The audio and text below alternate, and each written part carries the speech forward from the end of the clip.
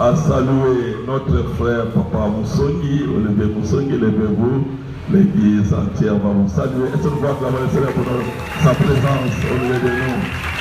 Amen. Que Dieu vous bénisse, Papa. C'est notre frère, le pasteur Jordan, qui va nous apporter la parole. Venez et parlez-nous de la parole de Dieu.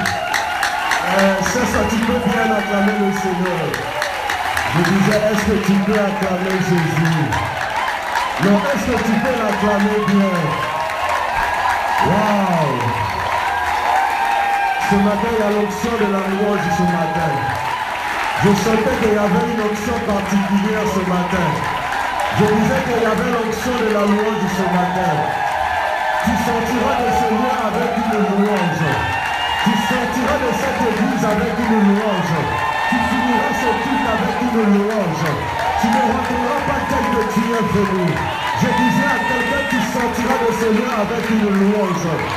Peu importe les circonstances que tu as connues dans ta vie, peu importe ce que tu as connu cette semaine, une louange te sera accordée ce matin. Une louange te sera accordée ce matin. Que Dieu te bénisse. Alléluia. Gloire au Seigneur. Nous bénissons le nom du Seigneur pour sa grâce, sa miséricorde. Et aussi, nous rendons grâce à Dieu pour la vie qu'il nous donne. Merci à notre papa et à notre maman pour la marque de confiance qu'ils accordent à votre petite personne. Merci à toute l'équipe. Merci à vous tous. Merci à notre merveilleuse chorale. Vous savez, on a un problème à Calémie, c'est qu'on cherche des louanges pareilles. Le Seigneur peut nous faire grâce. Amen. Et nous évoluons du côté à l'est, plus précisément dans la province du Tamani, car nous servons le Seigneur avec mon épouse. Là-bas, nous avons commencé une église qui a 1 année et 4 mois. 1 année et 4 mois. Nous évoluons par la grâce du Seigneur. À 7 heures déjà là-bas, le culte est presque à la fin déjà. Puisqu'il y a un éclairage d'une heure. En tout cas, vous avez les salutations de toute l'église de Calémie. Amen. Je voudrais rapidement vous inviter à lire la parole de Dieu. Genèse chapitre 29. Nous allons faire la lecture pour vous. Nous allons lire le verset 15 et 18. Verset 15 à 18. Ensuite, nous allons prendre à partir du verset 30 jusqu'au verset 35. Genèse chapitre 29, 15 à 18. Je lis au nom du Seigneur. Puis Laban dit à Jacob, parce que tu es mon parent, me serviras-tu pour rien? Dis-moi, quel sera ton salaire? Soulignez ça si c'est votre Bible. Oh, Laban avait 2 filles. L'aînée s'appelait Léa et la cadette Rachel. Léa avait des yeux délicats, si c'est votre Bible, veuillez souligner. Léa avait les yeux délicats, mais Rachel était belle de taille et de figure. Jacob aimait Rachel et il dit, je te servirai 7 ans pour Rachel, ta fille cadette. Et Laban dit, je prends le verset 30. Jacob alla vers Rachel qui n'aima plus que Léa et il servit encore chez Laban pendant 7 nouvelles années. L'Éternel vit que Léa n'était pas aimée, il la rendit féconde, tandis que Rachel était stérile. Léa devint enceinte et enfanta un fils à qui elle donna le nom de Ruben. Comme elle dit, l'Éternel a vu mon humiliation et maintenant mon mari m'aimera. Elle devint encore enceinte et enfanta un fils et elle dit, l'Éternel a entendu que je n'étais pas aimée et il m'a accordé celui-ci. Et elle lui donna le nom de Siméon. Elle devint encore enceinte et enfanta un fils et elle dit, Pour cette fois, mon mari s'attachera à moi, car je lui ai enfanté 3 fils. C'est pourquoi on lui donna le nom de Lévi. Elle devait encore enceinte et enfanta un fils. Et elle dit, je louerai l'Éternel. C'est pourquoi elle lui donna le nom de Judas. Et elle cessa d'enfanter. Père, bénis ta parole dans nos cœurs. Enseigne-nous tes voies et tes préceptes. Dépose quelque chose ce matin dans la vie de quelqu'un. Et dis-nous au nom de Jésus. Saint-Esprit, prends le contrôle de ces instants dans le précieux et glorieux nom de notre Seigneur Jésus-Christ. Amen. Alors ce matin, j'aimerais que nous, en quelques minutes, que nous puissions partager cette pensée que le Seigneur a déposée dans mon cœur. Léa du mépris à l'honneur. Léa du mépris à l'honneur. Vous savez, le monde aura toujours ses critères pour définir les choses ainsi que leur valeur. Ça, c'est le monde. Mais nous devons aussi savoir que Dieu a aussi sa façon à lui de voir les choses. C'est pourquoi il arrive des moments où il intervient parfois dans le cours de l'histoire pour bouleverser les choses et s'imposer au cours de l'histoire, établir ce qu'il a prévu de faire. Parfois les plans de Dieu nous échappent. Parfois nous ne comprenons pas. Parfois il arrive que lorsque vous vous regardez par rapport au monde, vous voyez comme étant délaissé, comme étant mis de côté. Mais ce matin, j'aimerais te dire, il y a un homme qui s'appelle Dieu, qui est sur son trône, qui voit la terre et qui à des moments il intervient pour bouleverser les choses et établir ce que lui il veut accomplir. Le texte que nous venons de lire ce matin décrit l'histoire d'une famille. Il s'agit d'abord de Laban, qui était le parent de Jacob. Jacob était en train de fuir Ésaü, son frère, parce qu'il avait volé son droit d'aînesse. Il arrive à l'Orient, il rencontre une belle femme au nom de Rachel. Et ils ont travaillé ensemble, ils ont avancé, ils sont allés chez Laban. Là maintenant, il a commencé à travailler et la Bible nous dit que tout ce qu'il faisait allait de l'avant. Laban trouvait maintenant la prospérité. Alors Laban va lui poser maintenant la question en disant que Jacob, vas-tu travailler pour rien? Il lui dit non, je ne vais pas travailler pour rien, mon salaire sera Rachel. Alors que lui s'attendait à Rachel. Mais l'histoire va montrer que comme lui aussi il avait trompé son frère, lui aussi il sera trompé. C'est pourquoi la Bible parfois nous dit, l'on ne récolte que ce que l'on a semé. Lui il avait semé le mensonge, lui aussi on va le tromper. Mais cette histoire m'a intéressé lorsqu'on présente les 2 filles de Laban. Or Laban avait 2 filles. L'aînée s'appelait Léa. Regardez comment on présente Léa. On dit que Léa avait les yeux délicats. C'est-à-dire qu'elle avait un problème avec les yeux. Donc c'est la seule chose qui pouvait la distinguer. C'est la seule chose qu'on pouvait remarquer chez elle. Elle avait les yeux délicats. J'ai cherché ce mot en italien, là, je ne l'ai pas trouvé, mais j'ai lu et en français.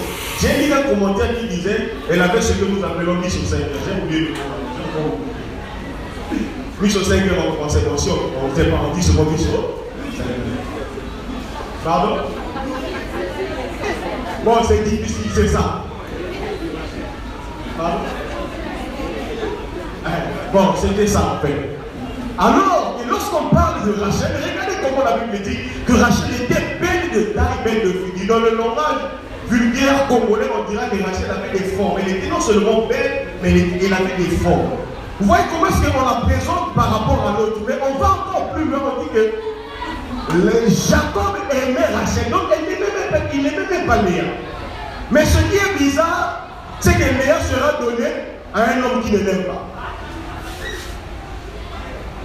La Bible dit que l'Éternel, là où maintenant ça devient intéressant encore, c'est lorsque la Bible dit au verset 31 que l'Éternel vit. Ce n'est même pas Laban son père, ce n'est même pas sa mère, je ne sais pas si elle était encore en vie, mais ce n'est même pas sa tante, mais c'est l'Éternel lui-même, c'est Dieu lui-même. Vous savez, Dieu a un plan pour sa créature.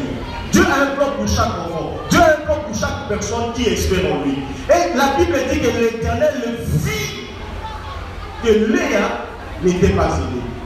La version le Seigneur dit Léa était mal aimée. Ça c'est le féminisme. En réalité, on dit le mot traduit par n'était pas aimé veut dire haï. Léa était haïe par Jacob. Donc Jacob ne l'aimait même pas. Jacob ne voulait même pas la regarder. Mais ce qui est curieux, c'est que lorsque Dieu intervient en ce moment-là, Dieu va annuler la beauté de Rachel qui est présentée. Dieu va annuler les formes de Rachel qui sont présentées. Dieu va dire, la Bible dit l'Éternel l'a rendue féconde. L'Éternel a ouvert sa matrice. L'Éternel lui a donné quelque chose qui avait de la valeur. Au départ, elle était méprisée, d'abord par son père qui lui donne un mari qu'elle-même n'aimait pas. Ensuite, elle tombe, c'est un mari qui ne l'aime pas. Et après, par la suite, le mari là ne la regarde même pas. Jacob était intéressé à Rachel, pas à Léa. Donc vous voyez le mépris, la honte, le déshonneur, tout ce que Léa était en train de subir. Comment est-ce qu'elle pouvait se sentir? Peut-être que toi aussi ce matin tu te sens méprisé. Peut-être que toi aussi ce matin tu te sens abandonné, tu te sens délaissé, tu te sens déshonoré, tu ne te sens pas respecté, tu ne te sens pas mis en valeur. Mais je te dis une bonne nouvelle, c'est que l'Éternel le voit. Alléluia. L'Éternel le voit. Et là, dans la vie de Rachel, nous découvrons que dans l'histoire entre Rachel et Léa, nous découvrons qu'il y a une qui était mise en valeur et l'autre qui n'était pas mise en valeur. Lorsqu'on décrit Rachel, on la décrit toujours de la bonne manière. Mais lorsqu'on parle de Léa, c'est avec le mépris, les yeux et les mis au 5 et ce mot-là en français aussi. Mais ce qui est bien, c'est que ce n'est pas le père qui constate la situation, mais c'est l'Éternel qui constate la situation. Pourquoi la Bible dit l'Éternel? Parce qu'en ce moment-là, lui qui n'a ni commencement ni fin, lui qui connaît le passé, lui qui connaît le présent et qui connaît le futur, voyait déjà le futur de Léa. Voyez déjà ce que Léa sera. Voyez déjà la fin de l'histoire. Voyez déjà le couronnement. Voyez déjà la grâce. Voyez déjà l'honneur que lui, l'Éternel, devrait accorder à Léa qui était méprisée. Vous savez, quand Dieu voit une autre situation, il ne voit pas à la manière des hommes. Dieu n'a jamais vu la situation de l'homme avec les yeux humains. Non. Quand Dieu voit, la conséquence est qu'il agit. À chaque fois que vous verrez dans la Bible, l'Éternel vit, Dieu a vu, il a dit à quelqu'un voit, la conséquence, la suite de ce regard, de cette façon de regarder les choses, c'est qu'il y a une solution qui arrive toujours. Parce que quand Dieu voit, c'est qu'il a constaté. Dieu ne constate pas seulement, il constate et il apporte les solutions. Parfois Dieu constate, il améliore. Parfois Dieu constate, il change. Parfois Dieu constate, il voit. Il dit non, si je laisse cette histoire continuer comme ça, Léa restera malheureuse toute ta vie. C'est pourquoi je te dis ce matin, tu ne finiras pas ta vie malheureuse. Non, je disais que tu ne finiras pas ta vie malheureuse. Léa nous enseigne 4 choses sur le mépris. 4 choses. D'abord, la première chose que Léa nous enseigne sur le mépris, ou bien les gens qui sont méprisés, les problèmes auxquels ils sont souvent confrontés, la comparaison. Les gens qui sont méprisés sont souvent comparés. Regardez comment on la compare avec sa soeur. Léa les yeux délicats, Rachel Belle n'était aimée. Léa était aimée, Léa n'était pas aimée, Rachel était aimée. Elle a commencé à sentir, ça la compare.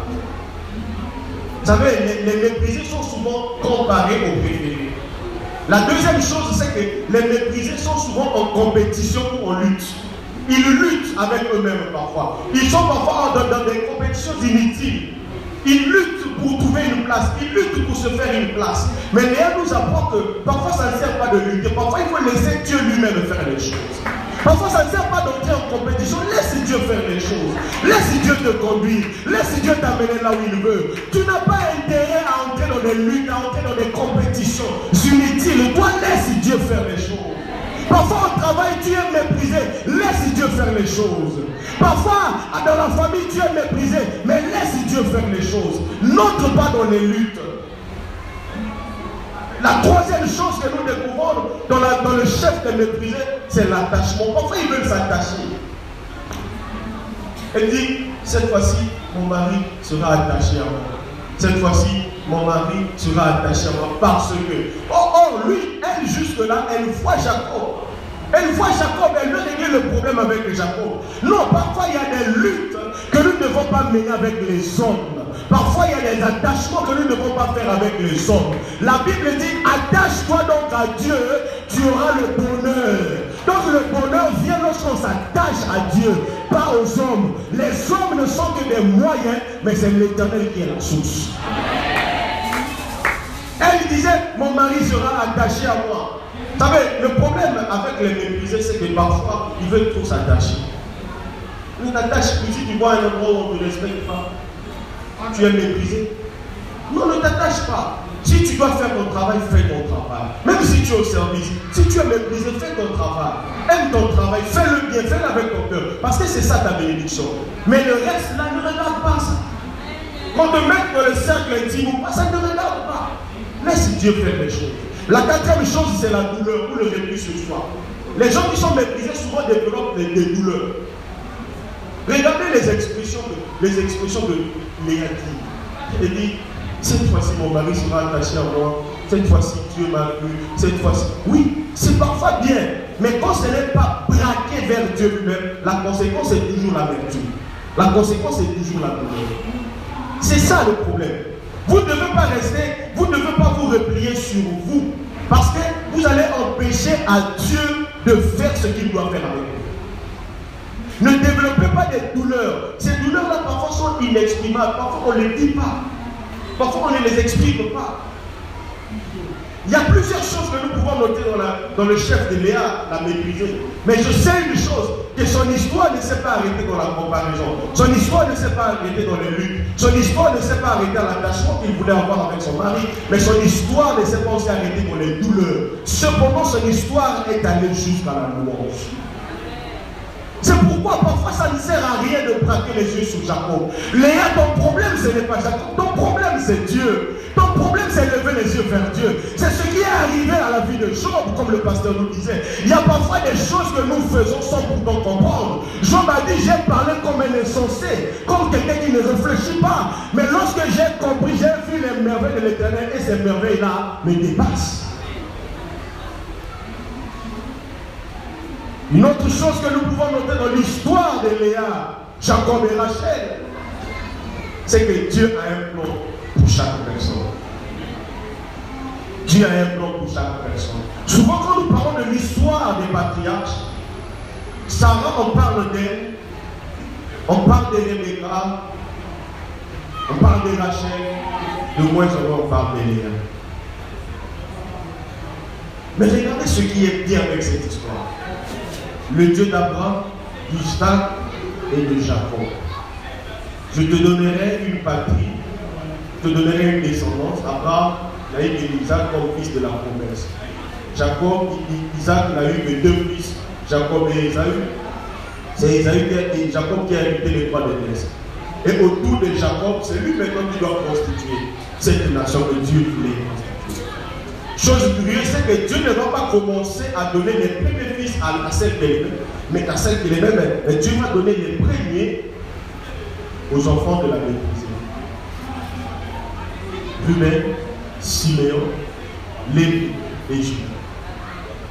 Vous savez, les plans de Dieu peuvent inclure même les moqueries. Les plans de Dieu peuvent inclure même les personnages, même les situations difficiles. Le plan de Dieu peut même inclure que quelqu'un vienne se suicider à l'église. Ça peut arriver. Le plan de Dieu peut inclure que quelqu'un qui dit chez lui, lui-même il dit je vais me suicider à l'église. Ça peut être aussi le plan de Dieu. De la même manière, cette nouvelle s'est répandue. Les gens parlaient en mal, les gens méprisaient l'église, les gens calomniaient l'église. Ils ont dit tout ce qu'ils ont dit. De la même manière, Dieu va transformer l'histoire. Lorsqu'ils verront que l'œuvre ne s'est pas arrêtée, l'œuvre continue à grandir, l'œuvre va de l'avant, ils vont dire ah, sûrement, ceux-là ils ont Dieu. Ils marchent avec Dieu. Je prie Dieu ce matin que ces hommes fassent le constat Non, qu'il fasse un constat que Dieu était en train de faire quelque chose. Même s'il y avait eu la mort, même s'il y avait eu un cas compliqué, même s'il y a eu la maladie, mais la maladie n'arrêtera pas le plan de Dieu. La mort n'arrêtera pas le plan de Dieu. Les moqueries n'arrêteront pas le plan de Dieu. Ce que je dis à Joseph, dit amen à ce que je dis. Regardez la vie de Joseph. Il n'était pas aimé par ses frères. Il était méprisé. La Bible dit on l'a vendu. Là où on l'a vendu, on l'a encore vendu. Il arrive dans la maison de Potiphar. La femme de Potiphar veut coucher avec lui. Il refuse. La femme de Potiphar dit, toi comme tu as refusé, tu peux. Il s'est retrouvé en prison. Là, il arrive en prison. Il reçoit un monsieur de son. Il interprète de son service exactement comme il avait dit. Le monsieur là l'oublie même. Mais un jour, comme Dieu a toujours un plan, comme Dieu ne dort jamais, comme Dieu n'oublie jamais, ce jour-là, Dieu a fait à ce que Pharaon, pas quelqu'un d'autre. Vous savez, quand Dieu veut vous amener quelque part, il va toujours faire à ce que tu arrives là où il doit faire. Quand Dieu veut t'élever, il t'amènera toujours là où il veut. Quand Dieu veut t'accorder l'honneur, bien aimé, il va le faire lui-même à sa façon. Dieu, c'est la seule personne qui connaît le passé, le présent et le futur. Parce que lui, il est éternel. Le temps est devant lui comme ça. Lorsqu'il a regardé le temps dans la vie de Joseph, il dit non. Dans la maison de son père, il ne sera jamais premier ministre. Dans la maison de Potiphar, il ne sera jamais premier ministre. Il faut qu'il rencontre des gens qui ont accès à la cour royale. C'est pourquoi bénis Dieu pour ce qui t'arrive. Bénis Dieu même pour la maladie. Frère Grâce, bénis Dieu même pour la détention. Parce que ça fera partie de ton témoignage. Un jour tu diras, il y a eu un incident à l'église, j'étais allé en prison, mais là j'ai compris que Dieu ne nous abandonne jamais. Joseph comprend mieux ce que je dis. Cette connexion a fait que le réseau de Joseph était devenu, c'était vrai des prisonniers, mais des prisonniers VIP. Il pouvait se dire, oh, l'amour de Jacob n'a pas pu sauver Joseph. Il s'est retrouvé là en prison. La connexion, le réseau. Vous savez, parfois il y a des connexions que Dieu permet. Si Dieu ne veut pas que tu rencontres, il ne force pas. Alléluia. Les prisonniers ont emmené Joseph à la royauté. C'est ça ce que Dieu est capable de faire. Il était dans la prison, mais il était dans le plan de Dieu. La prison ne définit pas le plan de Dieu pour ta vie. Ah oui, la prison ne définit pas le plan de Dieu pour ta vie. La Bible dit la nuit, Paul et Silas étaient en prison. Ils ont commencé à chanter des louanges à Dieu. Les prisonniers qui louent Dieu. Les prisonniers qui bénissent le Seigneur. Mais là, qu'est-ce qui se passe? Oh, ce que j'aime avec Dieu, même dans la prison, il est avec nous. Même quand ça ne va pas, il est avec nous. Même quand Léa était méprisée, Dieu voyait. Même quand tu es là, on se moque de toi, Dieu voit. Même si on te critique, Dieu voit. Et quand Dieu voit, il ne voit pas comme le pasteur, il ne voit pas comme l'apôtre, il ne voit pas comme le berger, mais il voit comme Dieu. Et quand Dieu voit, c'est qu'il a une solution. Je prie Dieu ce matin qu'il voit ton problème, que tu entres dans le plan de Dieu, que le plan de Dieu, même s'il y a des moqueries, même s'il y a des pertes, mais le plan de Dieu finira toujours par s'accomplir. C'est pourquoi la Bible dit, tenez-vous tranquille et sachez que je suis Dieu.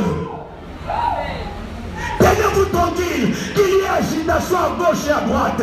Tenez-vous tranquille, sachez que l'Éternel est sur son trône. Parce qu'il dit une chose et la chose arrive. Il renverse les desseins des nations. Il anéantit les projets du peuple. Dieu est capable de renverser, de bouleverser même votre vie pour placer des choses meilleures. Job a connu cela. Comme le pasteur disait, Job peut-être il commençait à pleurer. Les gens pouvaient peut-être dire, ah Job, il y a bonnet ici. Qui s'est regardé aussi dans la barbe. Koufi, tu as tout perdu. Tout est parti. Les bêtes, la richesse, tu as perdu les comptes en banque, la banque a fait faillite. Ce n'est pas ça le plan de Dieu. Le plan de Dieu ne réside pas dans la banque. Le plan de Dieu réside réside en Dieu lui-même. Ce plan peut inclure tout, mais dépend exclusivement de Dieu. Parfois, on peut commencer à se poser des questions. Mais qu'est-ce qui se passe? On n'a pas bien prié, on sort du jeu, on sort de la retraite, on sort d'un séminaire. Qu'est-ce qui s'est passé? J'ai dit à quelqu'un, tout ça là, c'est le plan de Dieu. Ça rentre dans le cadre du plan de Dieu. Ça peut être insupportable, mais ça fait partie du plan de Dieu. C'est pourquoi la Bible dit, au lieu que tu étais délaissé et haï, et que personne ne te parcourait, je ferai de toi un ornement pour toujours. Dieu fera de toi un ornement pour toujours. C'est-à-dire tu seras un joyau de la couronne de Dieu. Non, je disais à quelqu'un, tu fais partie des joyaux de la couronne de Dieu. Quand Dieu te regarde, il voit quelqu'un en qui Dieu a investi. Quand il te regarde, il voit son investissement. Il voit le potentiel qu'il a déposé en toi. C'est pourquoi ne te méprise pas. Ésaïe 64, 1 dit, on ne te nommera plus délaissé, on ne te nommera plus terre de désolation, mais on t'appellera. Je ne sais pas le nom qu'on t'a appelé ce matin. Je ne sais pas avec quel nom tu t'es réveillé le matin. Peut-être que tu t'es réveillé comme quelqu'un qui a la misère. Peut-être que tu t'es réveillé comme quelqu'un qui pleure. Peut-être que tu t'es réveillé comme maladif. Je ne sais pas, mais la Bible me dit, on ne t'appellera plus comme ça. Est-ce que c'est à toi que je parle ce matin? La Bible dit on ne t'appellera plus comme ça. Laisse-les t'appeler par tous les noms. Oh, 15 ans dans mon salaire, je rappelle promotion, ça fait rien. Mais un jour, on m'appellera promu. Aïe, aïe, aïe, aïe, aïe, aïe, aïe. Je ne sais pas si c'est à toi que je m'adresse. Laisse-les dire ce qu'ils veulent dire. Laisse-les parler ce qu'ils veulent parler. Laisse-les fomenter même des complots. La Bible dit, on t'appellera recherché. On t'appellera ville non délaissée. On t'appellera recherché. Lorsque les hommes te verront, ils vont comprendre que tu es quelqu'un de valeur. Parce que tu marches avec l'honneur de Dieu. Tu marches avec la grâce de Dieu. Tu marches avec la gloire de Dieu. La Bible dit ceci. Quand on tourne vers lui le regard,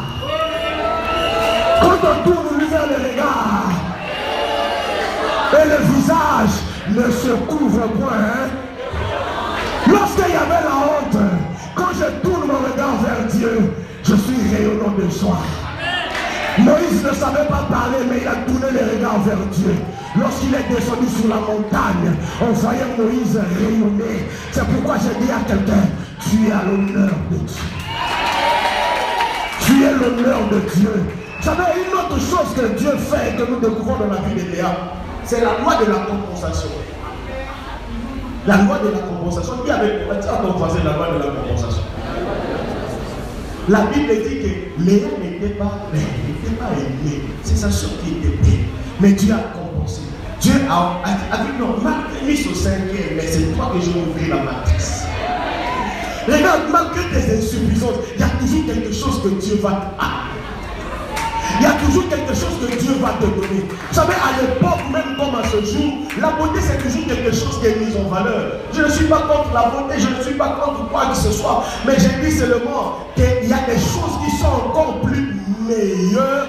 Alors c'est pourquoi je dis à quelqu'un ce matin que Dieu m'étend encore ce qui est meilleur. Je disais que Dieu m'étend encore ce qui est meilleur. Vous savez, il y a des gens parfois dans la vie qui sont nuls partout. Ils n'ont rien. Mais ce matin, ça sera plus le cas. Parce que Dieu va déposer quelque chose. Amen. Dieu mettra quelque chose en toi. Et cette chose-là va influencer la société. Cette chose-là va influencer votre entreprise. La loi de la compensation a pour but de combler les insuffisances ou les manques. Tu verras quelqu'un qui ne parle pas bien français, le papa, la maman, mais il ne comprend pas trop bien. Ça passe pas bien, il n'articule pas bien, mais il y a l'option seulement. C'est ça ce que Dieu est capable de faire. Il a pris quelqu'un comme Pierre. Il dit, Pierre, Dieu c'est le bon pécheur, tu n'as jamais étudié. Mais je te donne l'onction. Et cette onction-là a fait distinguer Pierre. Et on parle de lui aujourd'hui. C'est ça la loi de la compensation. La loi de la compensation comble les vides, comble les manques, comble les choses. Quand Dieu veut t'honorer, il change ta situation en appliquant la loi de la compensation. Le principe de la compensation vise à combler certaines insuffisances par d'autres qualités. C'est pourquoi là où tu avais des manques, que Dieu donne d'autres qualités. Non, je disais que Dieu donne d'autres qualités. Dieu donne d'autres qualités. L'honneur de Dieu te fera passer de la mépriser à la considération.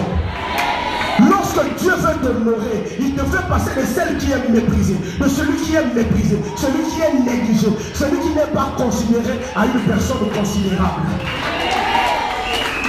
C'est pourquoi la Bible dit, par toi, nous avons les sources de la vie. Auprès de toi est la source de la vie. Et par ta lumière, nous voyons quoi? La lumière. C'est que la vie de Léa était dans l'obscurité. Mais lorsque Dieu l'a vu, lui qui est la source de la vie, par la lumière de Dieu, Léa a vu la lumière. Je dis ce matin, par la lumière de Dieu, que tu vois la lumière. Que tu vois la lumière. Que tu vois la lumière. Que tu vois la lumière. Vous savez, les 4 premiers fils de Léa sont les 4 étapes que Dieu, lorsqu'il veut t'accorder l'honneur, lorsqu'il veut t'amener à une dimension, il le fait. Il commence d'abord premièrement par regarder ta situation.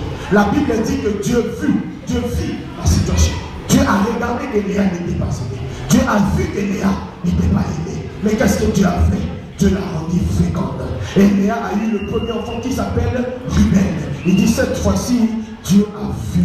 Il ne s'est pas arrêté là, Dieu, parce que Dieu voulait l'amener quelque part. C'est pourquoi je te dis, là où tu es, ce n'est pas là où Dieu veut t'amener. Non, je disais, le bureau où tu te trouves là, ce n'est pas le bureau où tu dois être. Non, les contrats que tu as là, c'est encore minime. Les projets que tu as, ce n'est pas encore tout. La deuxième chose, le deuxième enfant, il appelle Siméon. Il dit Dieu a entendu. Il a vu, après il a entendu. C'est qu'il voit et il entend. Lui qui a fait les yeux, il sait voir. Lui qui a fait les oreilles, il sait entendre. Le troisième enfant de Léa s'appelle Lévi. Il dit cette fois-ci, mon mari sera attaché à moi. Vous savez, quand Dieu veut vous amener quelque part, il vous attache à des gens. Il vous connecte. Il te met sur les pistes. Oh, je dis que serait ma vie si je n'avais pas connu ma famille. Je dis qu'est-ce que je deviendrais si je n'avais pas connu. Si je n'avais pas fait ce choix de venir à la fatale, qu'est-ce que je deviendrais moi? C'est pourquoi sur ton chemin, sur le chemin de la bénédiction, Dieu mettra toujours des gens qui seront des sources, des gens qui seront des repères, des gens qui seront des références, des gens qui seront des modèles. Mais il ne s'est pas arrêté là. Aïe, aïe, aïe, aïe. Ce que j'aime, c'est que Léa n'avait pas compris. Dieu l'a amené jusqu'à Judas. Il dit cette fois-ci, Jacob, tu n'es plus mon problème. Chef, tu n'es plus mon problème. Mon problème, c'est la louange. C'est louer Dieu. C'est élever Dieu. Si tu as compris ces choses, Dieu te fera entrer dans le repos. Je disais, si tu comprends ces choses, Dieu te fera entrer dans le repos. Lorsque tu comprends que la veste que tu portes, c'est pour louer Dieu, tu entreras dans le repos. Lorsque tu comprends le véhicule avec lequel tu roules, c'est pour louer Dieu, tu entreras, tu entreras dans le repos. Lorsque tu comprends que la chemise que je porte, le souffle de vie que j'ai, c'est pour le repos. C'est pour la louange. C'est pourquoi je dis à quelqu'un, loue Dieu, pour la maladie que tu as, loue-le, pour les problèmes que tu rencontres. Loue Dieu seulement. Oublie tes problèmes. Oublie Jacob. Oublie Rachel. Mais amène la louange. C'est pourquoi je dis à quelqu'un, il est le même hier, aujourd'hui et éternellement. Ce qu'il a fait hier, il est capable de le faire aujourd'hui. Ce qu'il a fait hier, il est capable de le faire aujourd'hui. S'il ne le fait pas aujourd'hui, il fera demain. Même s'il ne fait pas de sabbat, aller toujours. C'est pourquoi je dis à quelqu'un, il est le même. Il est le même. Il n'a point changé. Ce Dieu-là est le même. Le Dieu qui a ouvert la matrice de Léa, c'est le même Dieu qui va ouvrir tes projets. Le Dieu qui a rendu Léa féconde, c'est le même Dieu qui te rendra fécond.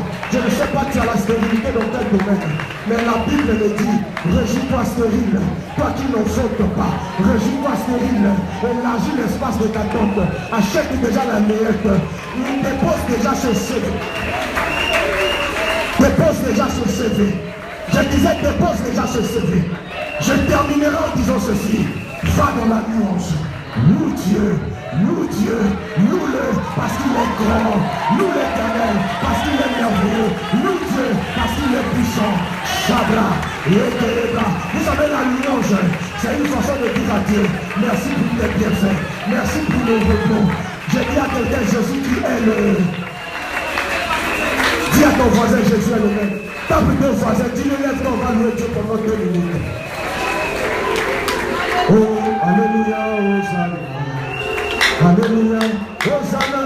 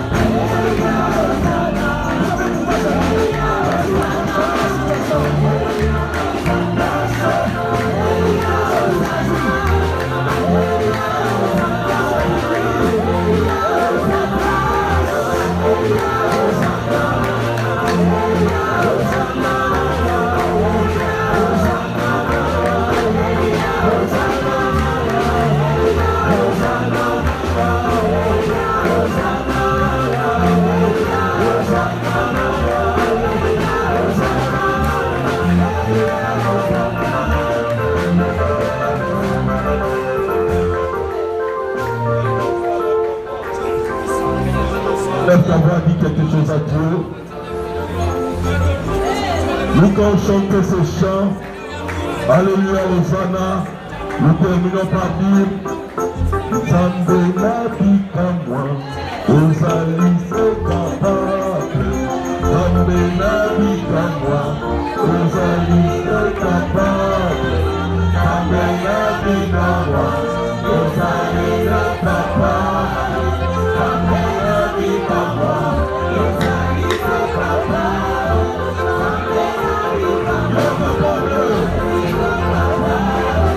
Zambé la vie comme moi,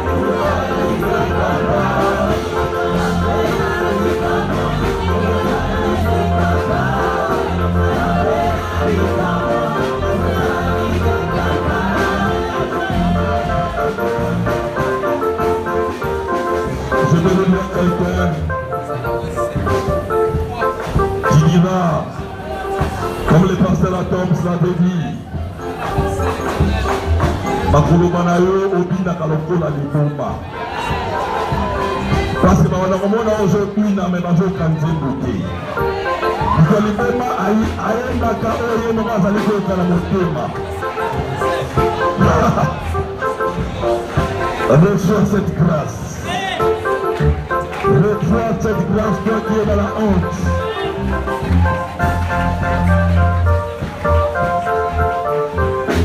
Écoutez, levez nos mains s'il vous plaît.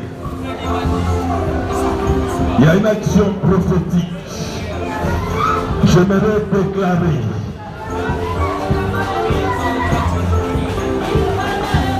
Le Seigneur me parle de quelqu'un. Il s'agit d'un homme. Tu as étudié. Les amis avec qui tu as étudié, ils ont tellement évolué. Et des fois, quand tu les racontes, tu as honte de toi-même. Mais Dieu m'a dit de te dire, ce n'est plus pour longtemps. Il va tourner une nouvelle page dans ta vie. Je ne voulais pas t'exposer. Je ne veux pas non plus t'exposer. Mais si vous sentez que je dois prier pour toi, à la fin de la réunion, voyez-moi.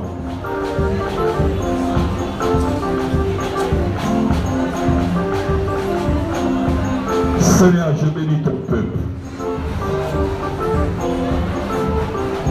La honte ne sera pas toujours honte. Parce que ta gloire arrive. C'est comme cette pomme de main que les serviteurs d'Élisée avaient vu, qui annonce la pluie.